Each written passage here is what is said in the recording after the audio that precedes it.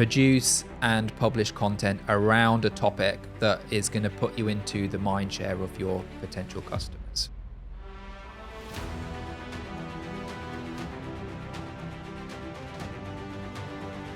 Welcome to the CEO DNA podcast, where we uncover the minds behind the world's most successful businesses. Today's guest is James Reynolds, the founder of the SEO Sherpa, one of the most awarded SEO agencies globally, from helping giants like Amazon, like HSBC, like Pizza Hut, and so many more. He really dominates the search rankings, to writing for Forbes and Entrepreneur.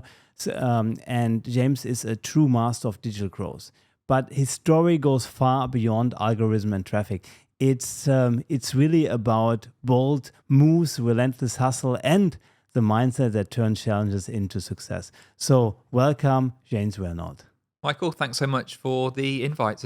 Great to be here. So what is for you a good DNA of a CEO? What, when you say, okay, this is a good CEO, what for traits does he have? What's the good DNA of him? Yeah, I think, clearly a vision. Okay. A huge vision of a better future in whatever form that may be. They then need to be able to communicate that vision to both, potential customers, but also most importantly, the team that are going to help them along the way. And then a huge amount of resilience, the ability to get up and go and not stop for a very, very, very long time. I would say is probably the third thing. So yeah, three things: huge vision, ability to communicate and get other people on board with that vision, and then, the ability not to stop. So you're running today the agency SEO Sherpa. That's correct. Yes. Around 60 employees, and you have the biggest names. I need to look at HSBC, Amazon, Pizza Hut, Standard Chartered, American Express, Nissan, Pretty Little Thing, and so much more. Yeah. How can that happen? How did that happen? When did you start it? Well, it's certainly a long time frame. So I've been at the agency business since about 2010. Yes. It's located here in Dubai. You're 18 years already in Dubai, yes? Yeah, that's correct. Yeah. So I started in the field of digital marketing around 2010. The current agency itself was formed in 2012. And, small steps, incremental, movements forward over a very, very long period of time has helped us, grow, steadily. Over that time period, acquire bigger clients and get to the point where we're at right now. But it's been a journey. Let's just say that. So let's talk about the journey a little bit. So you started it basically, again, founded in 2012, and then your skills were very good in SEO, managing to make sure that the ranking on Google will be very good. So that was your trade, right? Yeah, I guess, well, like many people, it was kind of an accidental birth. Okay. So my sort of previous industry experience was in a totally different field. So I was working in photography. Photography, yes. That's what brought me to Dubai. I was a general manager of a photography company. But in that role, I was really looking after the acquisition side of things. So on one side, the marketing, getting the brand out there, building brand, but then internally then managing the sales process. So I've always been in the marketing field, but at that stage, not even particularly digital, because this is like 2006 to 2010 was when I was in Dubai doing that role. Digital was still relatively in its infancy at that stage. People had websites, they weren't great. Social media was not really prevalent at that particular stage. Of course, there were search engines, but people weren't really thinking about, optimizing for them. And then by chance, I had an introduction to someone who was sort of teaching the concept of digital marketing, looking at affiliate marketing, traffic generation, and things like that. And then I thought, well, I can apply this to the photography company. This is another marketing channel that I can execute. Yes. And I just fell in love with it. The whole digital space was something that really aligned with me, but particularly SEO, because it's a balance of both sort of data and technical, aspects, but also creativity. And I'm a real left brain, right brain, split down the middle type of person. So it really appealed to me because I could be both creative in terms of the marketing, the content component, and then also be very data driven at the same time. So when I was sort of early stages digital marketing, SEO was really what I started to double down on. And then as I started to define what the agency would look like, SEO seemed to be the obvious specialization for me because it's what I enjoyed the most. Yeah, interesting. And then you said, okay, I understand how to rank and I understand the algorithm in Google and so on to position the websites. And then you said, okay, I need to hire some people. Who was your first employee? Yeah, so my first employee was a remote assistant. So executive assistant, essentially, real generalist that could help me with a lot of different things. That person initially would look after the things that I really did not enjoy doing. Yes. And of course, were not particularly necessarily equipped or skilled to deliver. Mostly that was like customer support. It's a funny thing because I have a different managing director for each of the countries we work in or regions. And some just starting off, so they don't have an assistant. And I always tell them, if you don't have an assistant, you are the assistant, because then you do the assistant jobs, right? 100%. And I think it's such an important thing. I think that should be always your first hire. Yeah. Because you can outsource tasks, what cost you a lot of time, and what can be automated. Now, of course, also with AI agent, I think lots of things are possible. Technology is a great replacement in many situations. Big time. Yeah. But then again, then you had your remote assistant. Yeah. But what were the next employees? How did you grow? Well, I think it's interesting to mention that my initial model was a middleman model. So I was essentially doing the marketing and the sales and acquiring clients. And then I was actually using a service provider to do the execution. And I would sit in between as the middleman, coordinating the client, but having a team that was already established, that was skilled and proven in SEO delivery to actually do the execution work. So my first hires were really sort of more support and client facing. So they could do a lot of the administrative work, liaise with customers, manage projects whilst working with the proven team that had been there, done it and executed. And I could be sure that could get results. Was this team at this time also in Dubai, or was it Upwork overseas? Yeah, this was an overseas team. Oh, okay. It was a team that was actually put together by my early digital marketing mentor. Ah, perfect. Okay. So my path really into that model was when I quit my photography job and I really wanted to go into this online thing. Yeah. His advice was, look, you go out and find the customers and then use my team for the back end delivery, and you just sandwich yourself in between. So it was a ready-made operation and infrastructure that I could latch onto. Yeah. I think such a good learning for everyone listening to say, okay, at the end, it's also all about sales as well, right? So I always, when I taught at university, I always said, you only have a business if you have at least one client, right? So the definition of a running business is to actually have clients, and let's find them first. As you said, I go out, find clients, and the delivery I can even outsource and later and do myself. I think that's very, very important. And it allows for much faster scaling. Strong. Because, they were a team of probably 50 or 60 people at that stage, managing many clients. Yeah. Proven systems. Nice. Yeah. Could tap into that and obviously just scale the acquisition. So really my only focus for about the first year was how do I find more clients for the service? James was running out. Yeah, exactly. So you were with your nice shirt running to different customers and just trying to close some of the customers. Yeah. How did you now then started to get the big names? Because obviously at the beginning it was not possible. They probably wouldn't take a meeting with you. So how did you close them? Most of the bigger client stuff was all relationship driven. Okay. So one thing I invested, a lot in early on was really building sort of personal brand and real vertical expertise. So I wanted to really become known as the SEO person, right? Yes. So creating a lot of content, going to the right meetups, doing talks, presentations, these sorts of things, so that, I was the SEO guy. I would actually say, the first bigger clients, and I'm talking, back in those days, probably the first big one was a a Damac Properties, perhaps. I was still using the outsourced team to deliver work for that particular project. And that one came about from a business networking meeting. Someone else in a similar space was already working with Damac Properties. They knew me as the SEO guy. They realized a Damac Properties SEO tender was coming up. They introduced me. And because of that introduction, I came in there with a little bit more clout and won what was a pretty big, retainer for me at that stage. And then once you get proof of concept and you get some of these bigger names on the books, it gives the confidence to those other brands that they can work with us without a high degree of risk. So from there, then I think the next big one we probably acquired was HSBC Bank.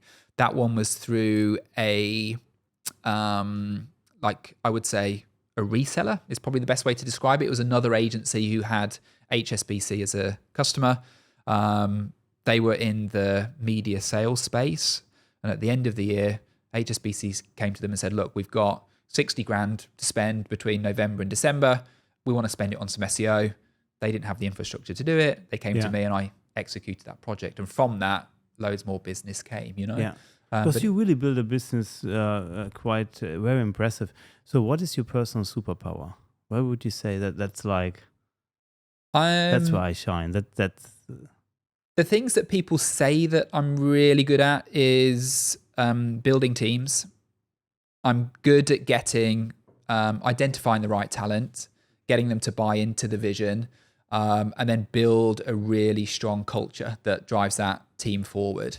I would say that's probably my number one skill. Independently myself, I don't have any particularly strong talents in my opinion, but I'm able to assemble teams that have those talents. When somebody would ask you, where did you go to university? You would say, I went to University of Life. Yeah, I actually had that on my LinkedIn for some time, but I don't know if you saw it. So why do you mention that? University of Life. What does that mean for you? Well, I didn't actually go to university, so that's one thing to point out. So I thought it'd be nice to get some education credentials on my LinkedIn profile. But I think there's learning to happen everywhere. I am a big consumer of information. I do actively study a lot, whether that's books, whether it's listening to biographies, whether it's YouTube videos. Do you have one specific topic when you do that you say, okay, this week, this month, this quarter, I'm listening to or I'm focusing on this topic, another of marketing for this and this field, or is it quite diverse? Well, my concept on this is always just in time as opposed to just in case. So whatever I need to learn at that particular moment to move myself forward personally or move the business forward is what I will dive into. So I tend to sort of go through seasons of topics and read as much as I can on that topic till I feel like I've really got the skills, and then hopefully that will solve the current problem that I'm facing, and then I'll move on to something else. So I can go through periods where I'm really intensely learning, and then I can go through periods when I'm not really learning too much. I'm just trying to execute. Right. So it works in phases, typically like that. So then you built your agency, and again now you have 60 employees. Are you still the number one salesperson in your company? No. And what can we learn from how could you ensure that when you build the company, because many of the entrepreneurs maybe have 0 employees or 1 or 2, that the mission, the vision, the drive, the motivation, and also the delivery to all those key accounts can still have the same quality as if you would do it yourself? Yeah. So there's a few different topics there. In terms of quality of delivery, you really just need to have, owners in your different sort of areas of specialization, let's say. So for us, we've got sort of a few verticals that we operate in. We've got sort of technical SEO, we've got content, we've got digital PR, we've got link building, et cetera, et cetera. So each one of those functions has a team lead, and they're ultimately responsible for the quality and execution of their particular department. Of course, they're KPI'd on that. They lead those teams, they develop them, et cetera. So your company is very KPI driven? Very KPI driven. How often are you check your KPIs? You have a KPI dashboard where you checking every week or? Yeah, so we check every week. In fact, we start every week with a sort of all hands type weekly kickstart meeting. And at that meeting, everyone in the company attends it and the teams come and report their numbers for the previous week. So they report their numbers for the previous week. Here's our goals for this current week. And here are the main things that we need to execute on to get to those numbers. Right. And it's a really nice kind of weekly kind of heartbeat of the company.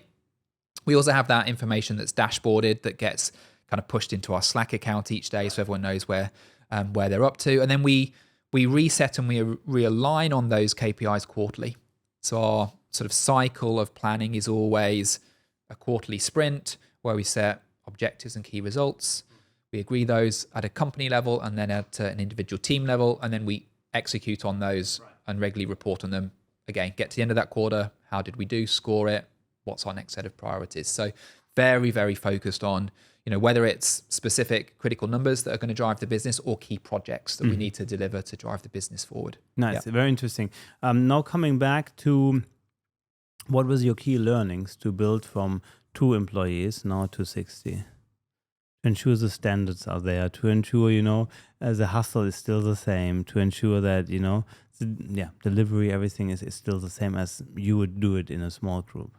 Yeah. The biggest learning I would say is just you've got to be able to hire the very best people How do you available. do that? Well, so I guess here's the dichotomy. Yes, somewhat. exactly. It's like, yes, true. especially when you're early on, you've probably got aspirations to hire the best people, but are the best people going to want to come on board with your unknown startup that, isn't working with those big accounts at that particular stage, or maybe isn't that exciting. So whilst I look back and think I would love to have hired, more A players early on, I think the reality really is that actually it's very difficult, in your early stages, unless you're a funded startup with a huge vision and you're going to go and colonize Mars or do something like that, then it is genuinely quite difficult to get people, on board. But as early as you can do that, the better, because you will find that, one key hire that genuinely is an exceptional talent in their space can be worth 10 or more people of average capability, let's say. So I would say some of the biggest sort of growth points, exponential growth points in my business have been when I've made key hires. And whether that was, the first hire just to free myself up, whether that was the first sort of locally based hire that could handle a lot of that sort of face-to-face stuff, or whether it was then chief of staff or my director team. Each time that I've done that and put really great people into those positions, we've had significant growth thereafter, because I personally have then been freed up to work on the strategic things that actually are going to be moving the business forward. Yeah, so you work then more on the business instead of in the business, and that would be your goal then, strategic-wise? It would be my goal. But you still work a lot in the business as well? Yeah, I think you also have to, you can't be too far removed. So Gary Vee calls it the clouds and the dirt. I think sometimes it's like you need to be up there in the clouds, thinking strategically, long-term vision, what is really going to drive the business forward. But then also... But you also need to be in the dirt, close to your customers, close to where the market's moving, having those conversations, understanding what's going wrong on the ground floor to be able to actually influence that long-term strategic stuff. So I do still try to, have those conversations, with clients as much as possible. I'm definitely in touch with my operational team every day. What are we hearing? What are we seeing? What are the challenges that you are having? To understand where that strategic direction good point from Gary. Greetings. I think that's quite important to understand. I call it the bird's eye, or the helicopter view, and then sometimes really the on the base the view. But then you build the company, okay? Then sometimes bird's eye, and sometimes with the basics. So what changed over the time from you? How did you manage the company over time? What changed in you to be now the owner, the CEO of the company who has 60 employees and before had 2? What were you learning over the time?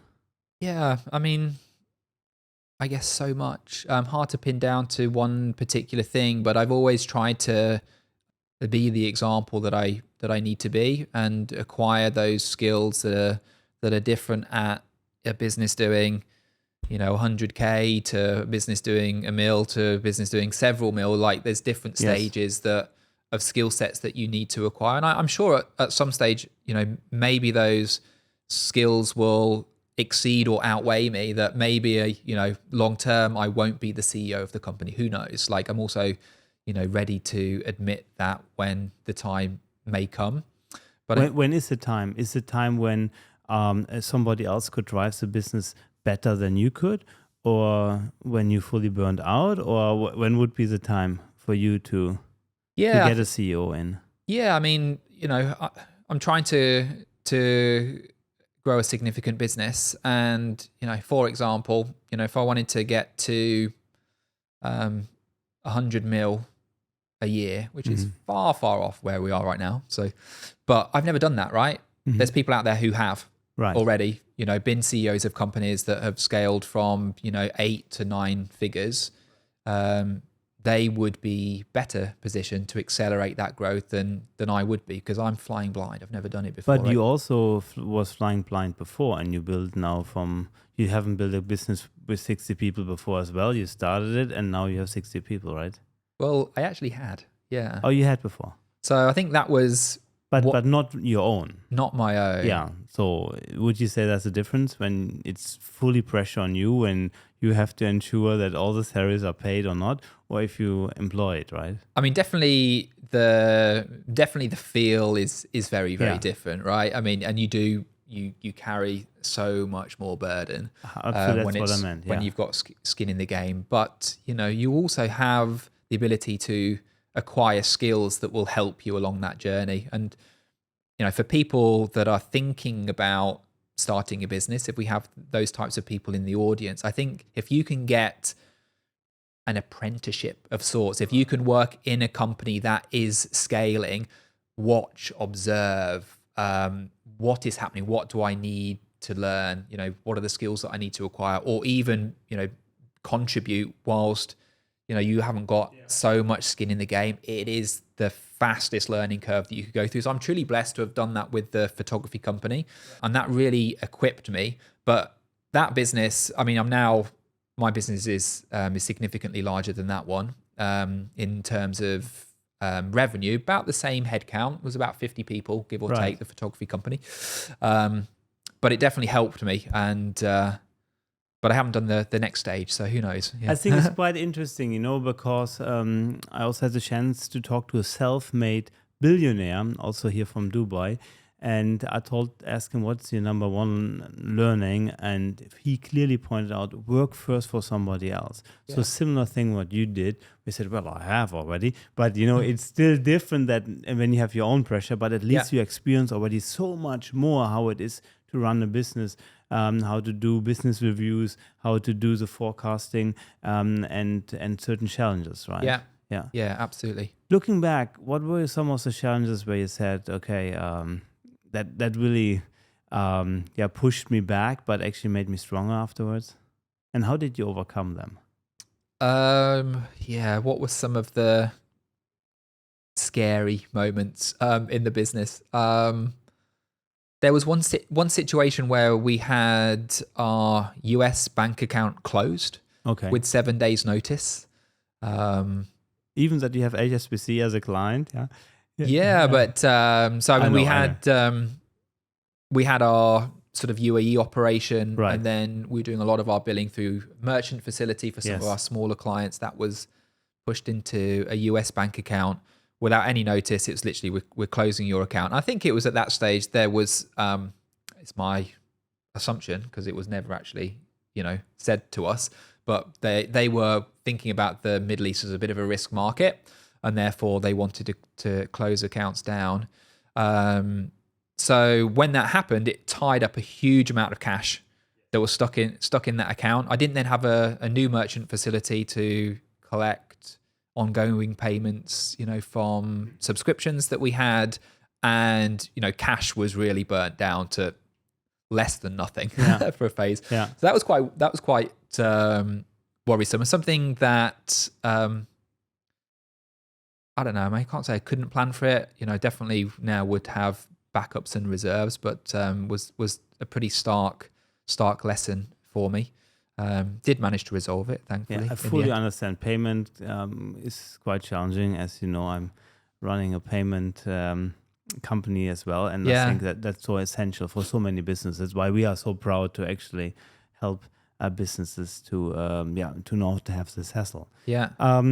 So that was definitely one of the challenges, and we learned also some of your learnings. Let's talk a little bit about the topic that you manage, SEO. Yeah. How do you see this today? From what company size does it make sense to have an agency, or does it also make sense to just learn the algorithm ourselves, or what would you recommend here?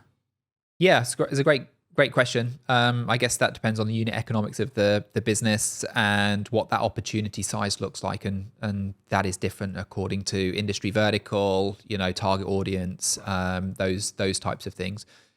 Generally speaking, it is a very deep and complex topic that does require a lot of learning and acquisition of skills, and certainly for most people, the learning curve to actually develop those skills themselves, or even be able to hire those skills and then manage them, because you need to know what you're looking for.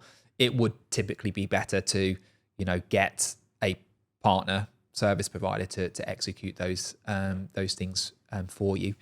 I think you can lose a lot of money as well on the way. You don't need to lose, right? So I think when you don't know the algorithm, for my learning, because I talked also to some businesses, I said, Michael, we put in, $50,000 in paid advertisement and nothing really came out of it. Yeah. So I think it's important to have this learning curve and understand the change of the algorithm. Is that the case? Yeah, definitely. Yeah. Okay. And if you're going to, try and learn this yourself, right, there's also the opportunity cost, right? Because you're not going to be able to get to, that desired end outcome as fast as someone who's done it dozens, if not hundreds of times before. So you can lose a lot of money just because it's going to take you 4, 5, 6, maybe 10 times as long in order to get your site ranking, get that traffic generated, convert it, and so on and so forth. How do you keep your people and yourself up to date with this topic? Yeah, so we are part of, cohort groups of other SEOs. So we're, often exchanging information. So what data are they seeing with their clients? We'll do the same and share that back in. We're also doing a lot of testing. So we have our own sites that we test on. We also, of course, apply things to, part of the client pool. And then with those learnings, we can apply it to, other parts of the client pool. So it's a mix of, understanding best practice, what's working from other people, and then doing our own testing. It's rarely listening to Google. Wow. Because Google will tell you one thing when the reality is something very, very different. Because they, of course, towing a line, they want webmasters to operate in a certain way, isn't necessarily what's actually working, on the ground, let's say. So it's always best to test and definitely never assume when it comes to information that comes out of, Google in particular. Interesting. So you really have the motivation to really test and play around with the algorithm to set new standards and use best practices. That's interesting. Yeah. You do this on the one hand. So if somebody wants to do it out there, then you say, okay, test would be there, read different blogs and different sources. Not only, for example, now SEO from Google, but then try different things and see how it happens. Yeah. How much are you using AI at the moment for that as well? Yeah, so AI is definitely an assistant to the work that we do. So there are certain processes we can implement AI into to become more efficient, ensure greater consistency, and so on and so forth. So that's on one side of things. It's there to help us do our work better. But of course, on the other side, there's also AI as a search function. So, people now are using AI such as Search GPT, Perplexity, other platforms, in order to search for information. And as practitioners, we also need to be thinking about how do we get our clients featured in these places so that they're also able to attract what is a new portion of the search market. Yeah. So it's very, very, sort of prominently positioned in our minds right now. Is like, how do we navigate and utilize AI? Interesting time, yeah. It is. So you're not afraid about the future, more overexcited because there are also new platforms coming. Here you mentioned Perplexity, U.com or some others, where you said, hey, that's something where our service is still needed in the future, even maybe more. Yeah. Definitely. Yeah. I mean, search is growing. It's just becoming more diversified. Yes. Okay. So Google's rate of growth has slowed. Yes. But it's still sending more traffic to websites each year than every year prior. So it is still growing. What we're really seeing now, though, is a diversification of where those searches are happening. So one is traditional search engines. The other is platforms where search is native, but maybe not considered as search engines. So by that, I would talk about things like YouTube or Pinterest that have search functionality, but you don't necessarily consider them to be a traditional search engine. And the other sort of category, which is really exciting, is inspirational search engines. So I would describe that mostly as social search. So TikTok, Instagram, these types of places where people might see trending content or be inspired by something, and off the back of that, they're using the search function of the platforms then to find more information related to those topics. So the younger generation, they're using the traditional search engines less, and they're actually using social search much more. So we've seen, this real sort of diversification of the search platforms and seeing many more channels used now, which is for us is super exciting because it's new things to test and try. Yeah, for sure. But somebody who wants to know, many said for their business, you would also recommend, okay, you really need to now a bit more diversify and also attract those new players in the market early, right? Yes, yeah, most likely. But again, it's a little bit industry, specific. So, what's important to begin with is really understand strategically where your key customers are located and where they are searching. And that's, depending on whether it's, let's say, a product or service business, whether it's B2C, B2B, whether it's in really like sort of popular, trendy markets like travel or fashion that's really going to be indexed high on social search because people like to discover trends that way, or whether it's sort of more niche service and your traditional search engine is still going to be the place you go and look for a dentist, doctor, a lawyer, these types of things. Right? So when you now go to a new customer, you first kind of make a strategy to look at the customer persona they have and see what kind of platforms are they using. Yeah. Is that the case? Yes. Yeah, that's correct. Yeah. Yeah. So that's also a hint already. If somebody wants to do it out there, make sure you make your strategic plan at the beginning. Look what kind of product service you have, what is your customer persona, and then what platforms, and then mix it together. Yeah. Exactly that. Yeah. Good. So I almost could now build a SEO agency. Not planned. So. I'll be watching my back. Yeah. Another thing where, James, you are also very strong is also in social media. So in LinkedIn, you're very active. What is your tip here or your hints to build also a good personal brand online? And why do you do that? Yeah, I mean, LinkedIn's probably the place I'm most active. I'm now sort of exploring other platforms to see if I can. First of all, why do you do that? Why would you think it's important? To diversify. To have a personal brand online.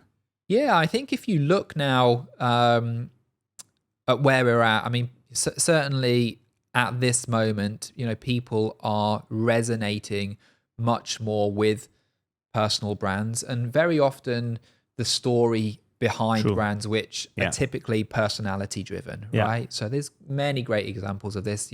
Obvious ones would be the likes of the Virgin Group with Richard Branson, but even you're seeing this in fashion. The trousers I'm wearing for a brand called Represent, George and Michael Heaton, very much personal brand led. They're driving the aspirations of their core audience who are then buying their product, which is the Represent clothing brand. Another example on the ground there.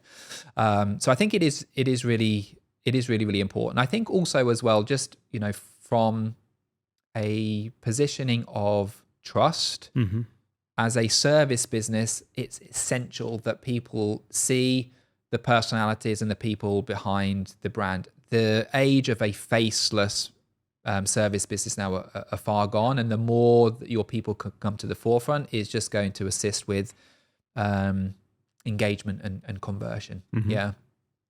Interesting. Okay, and how can we build up a personal brand? So I understand it's not very important, but how do we build it up? What would be your hints here? Look for one platform, go on every platforms, and post diverse information, or what would be the tips? Yeah, so my main ones based upon my own experience would be firstly, really stick to your lane.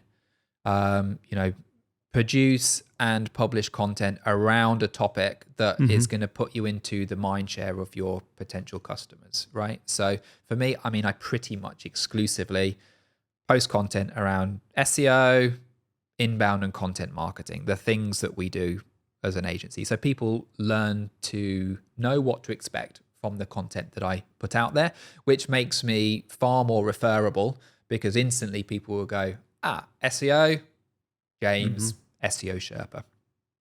In terms of platforms, yes, I would definitely start with one. The easiest platforms are typically the text-based ones because there's less of a barrier to entry. Easier to sit down at a computer and write than it is to, do what you're doing here with the 3-camera setup and a recording studio. That's harder to do and be consistent. So I typically tell people to start on either LinkedIn or X. If I was to choose between those two, LinkedIn all the way. The algorithm is really favoring content creators. It's very hard to get reach on X now in comparison to LinkedIn. So pick a platform and then be extremely consistent. Yes. So on LinkedIn, you should be posting 5 times a week, 7 if you're really committed, and keep doing that for at least 6 to 12 months without really any expectations of return. And you'll find if you can do that and really craft your writing skills, which will help in so many other areas of your content, you'll really start to then build up visibility and you'll start to build up an audience. Very interesting. Let's talk a little bit about the future. So how will digital marketing be disrupted in the future? Yeah, well, there's the technology disruption, which we're right in the midst of right now. And that has always been the case, right? It's always been new channels coming out. It is a very fast moving industry. So I think there's that key part of it. I'm sure there's going to be like technology for delivery of content production, etc. That's also going to disrupt things. So hard to say exactly where things are going, but I think we've just got to be ready and prepared for change of some significance. How do you prepare yourself and your agency for that change? Yeah, well, we're trying to always be kind of one foot in the present, one foot in the future. So we try and apply about 10% of our resource to our non-core, non-current business. So that's okay. So what opportunities are we seeing? Where's the industry moving? Let's start to develop things in those spaces so that if they take off, we're prepped and ready for it, while still taking care of the core fundamental business, which is obviously what's generating cash here in the present moment. So we have leads who are developing stuff in the AI and technology space. We have others that are working in other areas, for the future. So we're just trying to keep a breadth of that as much as possible. When we invite you back to the SEO DNA podcast in 10 years, where will you be? As a company, yeah. So we're working on something that's quite significant now that I think could really disrupt the industry. So I would be hopeful that we've really planted our flag there and pioneered what will be a significant change within our space. We will definitely have significant global presence. We've already strategically made those moves. Last year we opened office in Miami. We're following suit with an office in London. So our objective is major operations in 5 continents. Right. And if our growth plan goes to plan, we should be at a head count. I mean, in 10 years, who knows? I mean, 200 plus people easily. That's probably being quite conservative. So those would be some of the things, without giving too much away of what's like working behind the scenes at SEO Sherpa right now, but definitely scale and growth for sure. James, thank you so much for all the insights. It was truly so many nuggets. Thank you so much. Thank you for having me. Thank you. Cheers, Michael. Before you go, a quick note to all the entrepreneurial listeners out there. If you're looking for a reliable and efficient way to scale your online business and payments, I highly recommend checking out Kloep.com.